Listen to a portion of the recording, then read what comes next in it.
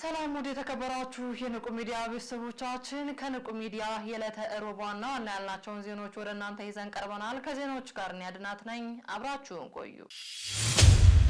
ብፁዕ አቡነ ጢሞቴዎስ ሊቀ ጳጳስ የገመሻ ደብረ ገነት ቅድስት ማርያምን የህንጻ ግንባታ በይፋ አስጀመሩ። እንደሚከተለው ይቀርባል። ብፁዕ አቡነ ጢሞቴዎስ ሊቀ ጳጳስ የገመሻ ደብረ ገነት ቅድስት ማርያም የህንጻ ግንባታ በይፋ አስጀመሩ። በኢትዮጵያ ኦርቶዶክስ ተዋሕዶ ቤተክርስቲያን የዳውሮ ኮንታና የካምባታ ሀላባ ጠምባሮ ሀገረ ስብከት ሊቀ ጳጳስ የቅዱስ ሲኖዶስ አባል ብፁዕ አቡነ ጢሞቴዎስ በቃጫ ቢራ ወረዳ ቤተ ክህነት ስር በምትገኘው በታሪካዊቷ የገመሻ ደብረ ገነት ቅድስት ማርያም ቤተክርስቲያን በመገኘት የህንጻ ቤተክርስቲያኑን ግንባታ በይፋ አስጀምረዋል። እንደሚታወቀው ከዚህ ቀደም የመሰረት ድንጋይ ተቀምጦላት የነበረው ይህ ቅዱስ ህንጻ ከዛሬ ጀምሮ ግንባታው በተግባር እንዲከናወን ብፁዕነታቸው ችካል በመትከል የስራ መጀመሪያ ቡራኬም ሰጥተዋል። በዚህ ወቅት ብፁዕነታቸው ለህንጻ አሰሪውና ለሰበካ ጉባኤ ባስተላለፉት መመሪያ የግንባታ ስራ መጀመር ብቻ በቂ አለመሆኑን ገልጸው በተቀላጠፈና ጥራቱን በጠበቀ መልኩ ተከናውኖ በታቀደለት ጊዜ እንዲጠናቀቅ አባታዊ ማሳሰቢያም ሰጥተዋል። ምዕመናን ለዚህ ቅዱስ ዓላማ መሳካት የበኩላቸውን አስተዋጽኦ እንዲያበረክቱ ጥሪም አቅርበዋል። ቤተ ክርስቲያናችን ካላቸው ፍቅርና ቅንነት የተነሳ ከአዲስ አበባ በመመላለስ ግንባታውን እንዲሳካ ደፋ ቀና እያሉ የሚገኙትን አባ ሚካኤል ገብሩን ብፁዕነታቸውም አመስግነዋል። በተጨማሪም የግንባታውን ሂደት በቅርብ ርቀት የተከታተሉ ለሚገኙ ለኢንጂነር አክሊሉ በርቱ በማለት የስራ ጥንካሬ እንዲኖራቸውም አበረታተዋል። ብፁዕነታቸው በቆይታቸው ለአካባቢው ማህበረሰብ አገልግሎት እንዲሰጥ ተገንብቶ በቅርቡ የተመረቀውን የወፍጮ ቤትም ጎብኝተዋል። በዚህም ወቅት ለልማት ስራ ማጠናከሪያ የሆን ዘንድ ብፁዕነታቸው ከግል ገንዘባቸው በመለገስ በወፍጮ ቤቱ ግቢ ውስጥ እንዲያድጉ የአንድ በግና የአንድ ፍየል መግዣ የሚሆን የገንዘብ ስጦታም አበርክተዋል። የቤተ ክርስቲያኑ ህንጻ ተጠናቆ ለቅዳሴና ለህዝበ ክርስቲያኑ መንፈሳዊ አገልግሎት እንዲበቃ መላው ምዕመናን በጸሎትና በገንዘብ ድጋፍ እንዲያደርጉ አባታዊ መልእክታቸውን አስተላልፈዋል። የስብከተ ወንጌልና ሐዋርያዊ ተልእኮ መምሪያ በሀገር አቀፍ ደረጃ ያካሄደውን ስምሪት ውጤታማ መሆኑን ገለጸ። ተጨማሪ አለ። የስብከተ ወንጌልና ሐዋርያዊ ተልእኮ መምሪያ በሀገር አቀፍ ደረጃ ያካሄደውን ስምሪት ውጤታማ መሆኑን ገልጿል። በኢትዮጵያ ኦርቶዶክስ ተዋሕዶ ቤተክርስቲያን የስብከተ ወንጌልና ሐዋርያዊ ተልእኮ መምሪያ ካለፉት የካቲት 26 ቀን 2018 ዓ.ም ጀምሮ በመላው ሀገሪቱ በተመረጡ 32 ሀገረ ስብከት ሲያካሄድ የቆየውን ስምሪት በአብዛኞቹ ሀገረ ስብከት እጅግ ስኬታማ በሆነ ሁኔታ የተጠናቀቀ ሲሆን በቀሪዎቹ ደግሞ በመካሄድ ላይ ይገኛል ብሏል። መምሪያው እንደገለጸው ስምሪቱ በዋናነት ትኩረት ያደረገው ምዕመናን በሃይማኖታቸው ለማጽናት የቤተክርስቲያንን አስተምሮ ለማስፋትና ወንጌል በስፋት እንዲደርስ ለማድረግ ያለመ መሆኑን ገለጻ አድርገዋል። መምሪያው በብፁዕ አቡነ ሳይሮስ የጠቅላይ ቤተ ክህነት ዋና ስራ አስኪያጅ የሸገር ከተማና የደቡብ ምዕራብ ሸዋ ሀገረ ስብከት መምሪያ ሰጭነት ከዚህ ቀደም በዓላትን ተንተርሶ ከሚያደርጋቸው ስምሪቶች በተለየ መልኩ ልዩ ልዩ ተግዳሮት የበዛባቸው ተልእኮ በሚያስፈልጋቸው ሀገረ ስብከት ላይ ስምሪትም አድርጓል። ስምሪቱ በተደረገባቸው 32 ሀገረ ስብከት ለምዕመናን ተደራሽ የሆነው የስብከተ ወንጌል ጉባኤ የተደረገ ሲሆን ለካህናት አገልጋዮችና ቤተክርስቲያን ተልእኮ ኦርቶዶክሳዊውን ቅበተ እምነትና የኢትዮጵያ ኦርቶዶክስ ተዋሕዶ ቤተክርስቲያን ታሪካዊ ጉዞዎች በሚል ርዕሶች ዙሪያ ስልጠና ለ32 ሀገረ ስብከቶችም መስጠቱንም ጠቅሷል። በተደረገው ስምሪት በመምሪያው ካሉ የሰባኪያነ ወንጌል በተጨማሪ የመንበረ ፓትርያርክ ከአዲስ አበባና የሸገር ከተማ ሀገረ ስብከት ጽሕፈት ቤት እንዲሁም ከአጥቢያ አብያተ ክርስቲያናት የተውጣጡ ከ70 በላይ ቤተክርስቲያን ሊቃውንትና መምህራንም ተሳትፈውበታል። በስምሪቱ እንደ ዋና ስኬቶች የተጠቀሱ ስምሪት ከተፈጸሙባቸው 32 ሀገረ ስብከት መካከል ከቀሪዎቹ 8 ሀገረ ስብከት ውጭ በሌሎቹ ሀገረ ስብከት የታቀዱ የካህናት ስልጠናዎች በሙሉ በቅዱ መሰረት መሰጠታቸውና በስምሪቱ ወቅት የተዘጋጀ መንፈሳዊ ጉባኤ ላይ እጅግ ከፍተኛ ቁጥር ያለው ምዕመናን ተደራሽ መደረጉና በየሀገረ ስብከቱ ያለውን የስብከተ ወንጌል እንቅስቃሴ ምን እንደሚመስል ቅኝትና ምክክር መደረጉን የሚሉ ተጠቃሽ ናቸው ብለዋል። ለዚህም ስኬት በዋናነት የሀገረ ስብከቶች የስራ ኃላፊዎች የስብከተ ወንጌልና ሐዋርያዊ ተልእኮ መምሪያ ጋር መዋቀሩን ጠብቀው በቅንጅት መስራታቸው ለተልእኳቸው መሳካት ትልቅ አስተዋጽኦ ማድረጉም ተገልጿል። በተጨማሪም መምሪያው በስምሪቱ ውጤታማነት በቀጣይ ለሚሰራቸው ስራዎች ትልቅ ግብዓት ያገኘበትና እንደ ትልቅ ልምድ የሚወስድ መሆኑን ጠቁሞ በቀጣይ ተደራሽነቱን ወደ ሌሎቹ ሀገረ ስብከት ለማስፋፋትና በሰፊው ለመስራት መታቀዱንም ይፋ አድርጓል። በመጨረሻ መምሪያው በዚህ ተልእኮ ስምሪት ወስደው ተልኳቸውን ለፈጸሙ የቤተክርስቲያን ሊቃውንትና መምህራነ ወንጌል የቤተክርስቲያን የተልእኮ ዓላማ በመታዘዝ ለሰጡት ሁሉን አቀፍ አገልግሎት ምስጋናም አቅርበዋል። እንዲሁም በ32ቱ ሀገረ ስብከት የሚገኙ የስራ ኃላፊዎች ጉዳዩ የቤተክርስቲያናችን የመዋቅር አንድነት ማሳያ ለቅዱስ ወንጌል አገልግሎት የሰጠው የቦታውን ቦታ መመልከቻ እንዲሁም በጋራ ጉድለትን የጋራ መፍትሄ ማፈላለግ መሆኑን በመረዳት ለልኡካኑ ያሳዩት ፍቅርና ያደረጉት መልካም መደላደል መምሪያውን በቀጣይ ለሚያደርገው ስምሪት የአብሮነት ማረጋገጫ ነው ብለዋል። የኢትዮጵያ ኦርቶዶክስ ተዋሕዶ ቤተክርስቲያን የስብከተ ወንጌልና ሐዋርያዊ ተልእኮ መምሪያ በቅዱስ ሲኖዶስ ምልአተ ጉባኤ ራሱን እንዲችል ከተደረገ ከቅርብ ጊዜ ወዲህ ብዙ ስራዎች እየተሰሩ እንደሚገኙም ተገልጿል። በተለይም በቤተክርስቲያናቸው ዋና ጉዳይ የቅዱስ ወንጌል አገልግሎት በተጠናከረ መልኩ እንዲቀጥልና የወንጌል ባላደራ የሆኑት መምህራን የተሾሙበትን የከበሩበትን ወንጌል በመሆኑም በመረዳት ዘመኑን የዋጀ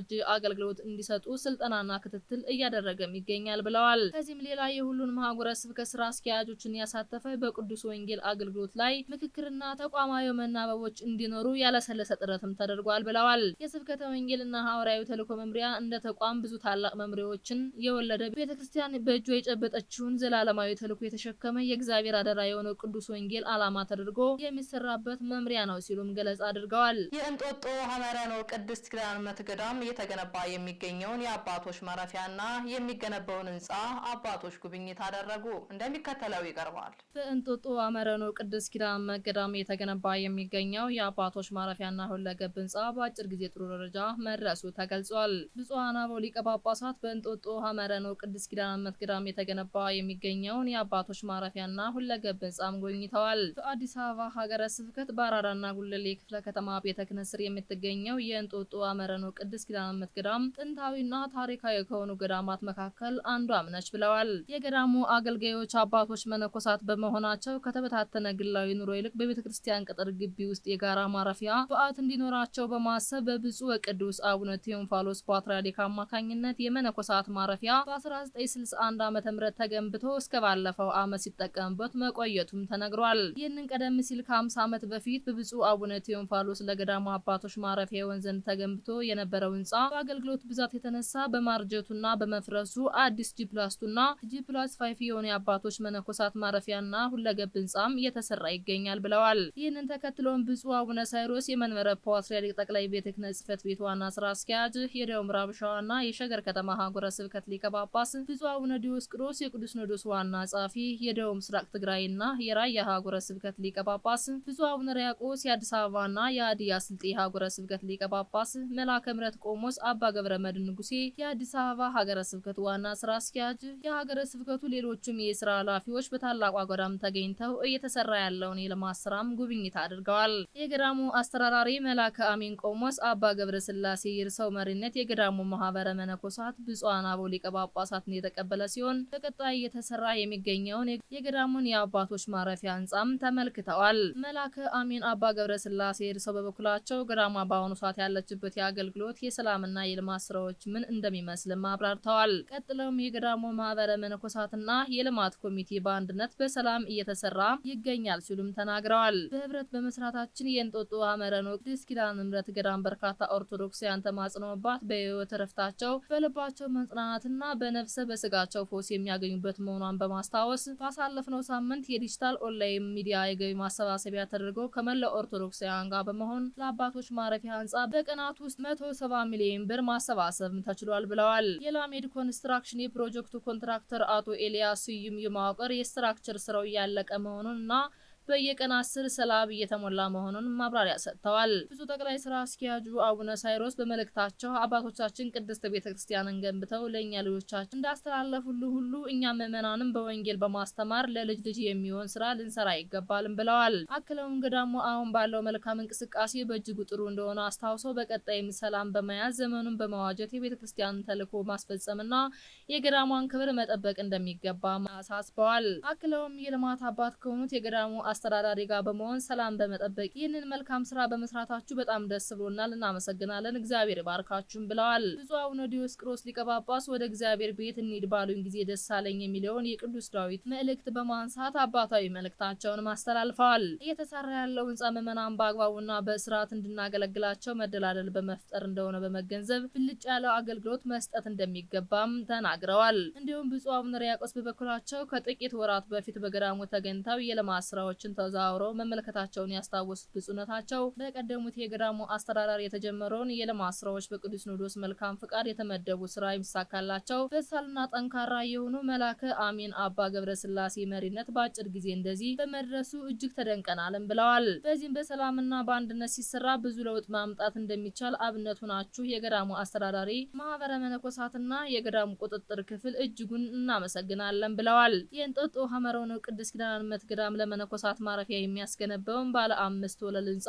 በ2016 ዓ.ም አጋማሽ ላይ የመሰረት ድንጋይ በብፁዕ አቡነ ሄኖክ ሊቀ ጳጳስ በወቅቱ የሀገረ ስብከቱ ሊቀ ጳጳስ ቡራኬ የተቀመጠና በአመቱ ጥር 24 ቀን 2017 ዓ.ም ደግሞ የህንጻ ግንባታ የተጀመረ ሲሆን በወቅቱ የገዳሙ አስተዳዳሪ በነበሩት በመላከማዊ አባ ገብረስላሴ ጠባይ ህንጻው በ6 ወራት እንደሚጠናቀቅ ማብራሪያ ተሰጥቶበት እንደነበረም ሚዲያችን ዘገባ ማስታውሷል። መጋቢት 23 ቀን 2018 ዓ.ም ከንቁ ሚዲያ ደረሰላችሁ ዜናዎችን ይመስሉ ነበር። ቀሪዎቹን ከቀሪ የንቁ መርሃ ግብሮች ጋር አብራችሁ ቆዩ እያልን እኛ ከውዱ ተሰናበትናችሁ። ሰላም እግዚአብሔር ከእናንተ ጋር ይሁን። ቸር ሰንብቱ። ንቁ ኦርቶዶክስ ተዋህዶ የጸሎትና የንስሐ መርከብ ማህበር በእግዚአብሔር ፈቃድ በወንድማችን የኔነ ተስፋዬ አስተባባሪነት ከተመሰረተ ጊዜ ጀምሮ ከሚሰጣቸው ዘርፈ ብዙ መንፈሳዊ አገልግሎቶች መካከል የሐዋርያዊ አገልግሎትና ያሬዳዊ ዝማሬዎች አንዱ ነው። በዚህ ክፍል የኦርቶዶክሳዊ ተዋህዶ ቤተክርስቲያንን ዶግማና ቀኖና የጠበቁ ኦርቶዶክሳዊ ለዛ ያላቸው ለነፍስ እረፍትን የሚሰጡ ወቅታዊና ዘመኑን የዋጁ ስብከቶችና ያሬዳዊ ዝማሬዎችን በመላው ዓለም ለሚገኙ ተመልካቾቹ በንቁ ሚዲያና በኢትዮ ማህበር የዩቲዩብ ቻናል እያቀረበ ይገኛል። አገልግሎቱ በመላው ዓለም ለሚገኙ አማኞች ተደራሽ እንዲሆን በየዕለቱ የሚለቀቁ ስብከቶችንና መዝሙሮችን ላይክና ሼር ያድርጉ። እንዲሁም የዩቲዩብ ቻናላችንን ሰብስክራይብ በማድረግ የዚህ ታላቅ አገልግሎት ባላሻራ ይሁኑ። ንቁ ሚዲያ ርቱ የቤተ ክርስቲያን ልሳን